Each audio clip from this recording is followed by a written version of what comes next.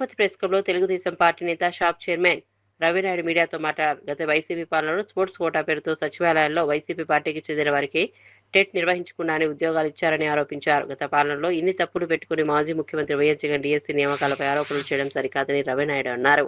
కూటమి ప్రభుత్వం అధికారంలోకి వచ్చిన తర్వాత డిఎస్సీ ద్వారా చేపట్టిన ఉద్యోగ నియామకాలు ప్రతి ప్రక్రియను ఆన్లైన్లో పారదర్శకంగా నిర్వహిస్తున్నామని చెప్పారు. అభ్యర్థులకు సంబంధించిన వివరాలు, నియామక ప్రక్రియను ఆన్లైన్లో అందుబాటులో ఉంచుతున్నామని తెలిపారు.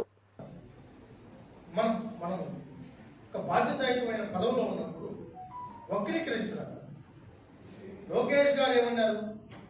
అప్పటి గవర్నమెంట్ 2016లో ప్రజాప్రభుత్వం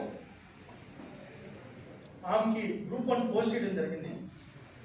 కంఫర్ట్ ఐఏఎస్ ఆఫీసర్ రేపు మాకు అవబోతోంది. అదే తరహాలో క్రీడాకారులను కూడా గౌరవించడం, గుర్తించడం. అదే తరహా అంటే గ్రూప్ 1 ఇవ్వడం కాదు,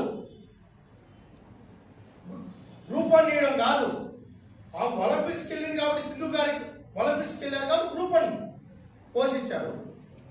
రాష్ట్ర స్థాయిలో, జాతీయ స్థాయిలో పోటీల్లో పాల్గొని గెలుపొందిన వాళ్ళకి వాళ్ళ తగ్గట్టు ఇప్పుడు పూజారి శైలజ గారు ఉన్నారు, ఆ కోచ్ గారు ఎక్కువ చేసుకోవడం జరిగింది.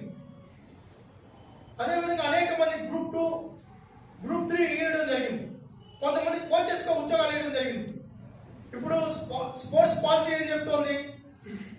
ఇంకొకటి, అసలు పాలసీ ఎప్పుడైనా చదువుంటే మీకు తెలిసేది.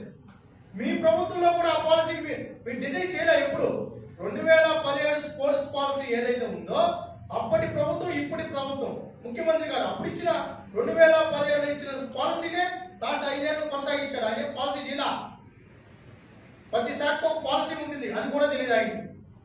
2017లో ఏమి ఇచ్చారు?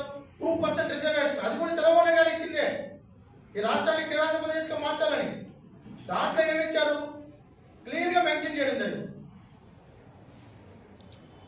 క్రీడాకారుడు అయ్యి సర్టిఫికెట్ ఉండి ఎగ్జామ్లో క్వాలిఫై అయినా అవ్వకపోయినా ఆ క్రీడాకారుని గుర్తించే కార్యక్రమం తీసుకుంటాం, గౌరవించే కార్యక్రమం తీసుకుంటాం అని చెప్పారు స్పష్టంగా. పాలసీలో అదే ఉంది, జీవోలో అదే ఉంది. ఈయనేదైతే జీవో నెంబర్ 74 అని చెప్తున్నాడో ఆ జీవో నెంబర్ 74లో ఏముంది? ఎగ్జామ్ రాసే చాలు, అదేమి వాళ్ళకేం ర్యాంకులు రాసు. ఎందుకంటే వాళ్ళు 10 సంవత్సరాలు 15 సంవత్సరాలు గ్రౌండ్లో కష్టపడి ఆ విధంగా జగన్మోహన్ రెడ్డి గారు ప్రతి మాట అబద్ధపు మాట. డిఎస్సిలో ఏదో జరిగిపోయిందంట,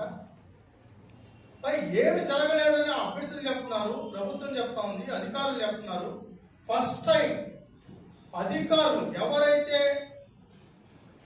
ప్రక్రియని నిర్వహించారో స్పెషల్ సెక్రటరీ కాడి నుంచి ఎండీల వరకు ఎవరైతే ఆ ప్రక్రియలో భాగస్వాములు అయ్యారో వాళ్ళందరూ కూడా మేము చేసిన ప్రక్రియ ఇది, మేము ఈ పద్ధతిని పాటించాం అని చెప్పి ఆధారాలతో కూడా మాట్లాడుతుంటే అన్ని తప్పుడు మాట, తప్పుడు ఆరోపణ.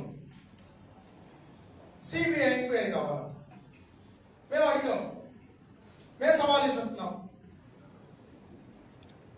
ఆరోపణలు చేసేసి పారిపోవడం కాదు,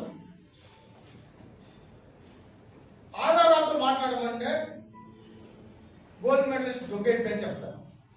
ఆ దుర్గయ్య అనే వ్యక్తి అప్లై చేసిందే కోర్టుకి ఆయనే సబ్మిట్ చేశారు కదా క్లియర్గా. నేను అప్లై చేసేటప్పుడు నేషనల్ గేమ్స్ పెట్టలేదు, నేషనల్ ఛాంపియన్షిప్ పెట్టా, నాకు అవకాశం ఉందని ఆయనే కోర్టుకి సబ్మిట్ చేశారు కదా. మరి దాని గురించి చెప్పడు. దుర్గయ్యకి ఇలా గోల్డ్ మెడల్కి ఇలా ఎందుకు లేదు మాకు చెప్పడం, దాని గురించి మాట్లాడు. నవీన్ అనే వ్యక్తి అవుట్సోర్సింగ్ ఎంప్లాయ్, ఒక అవుట్సోర్సింగ్ ఎంప్లాయ్ పనిచేసేటప్పుడు దానికి ఒక ప్రక్రియ ఉంది. ఆల్రెడీ ప్రభుత్వ శాఖలో పనిచేస్తున్న వ్యక్తి లాగిన్ ఐడి క్లోజ్ చేయాలి, లాగిన్ ఐడి క్లోజ్ చేస్తారండి, అది కూడా తెలియకుండా నువ్వు ఎట్ట ముఖ్యమంత్రి అయ్యావో మాకు అర్థం కాదు. లాగిన్ ఐడీలు క్లోజ్ చేస్తారు, అది అతను లాగిన్స్ క్లోజ్ చేస్తాడు. లాగిన్స్ అంటే ఏంటి? డిఎస్సి ప్రక్రియకి సంబంధించిన లాగిన్స్ కాదు, అతనికి ఒక ఐడి ఉంటుంది, ఎనీ ఎంప్లాయీకి ఒక ఐడి ఉంటుంది. ఆటోమేటిక్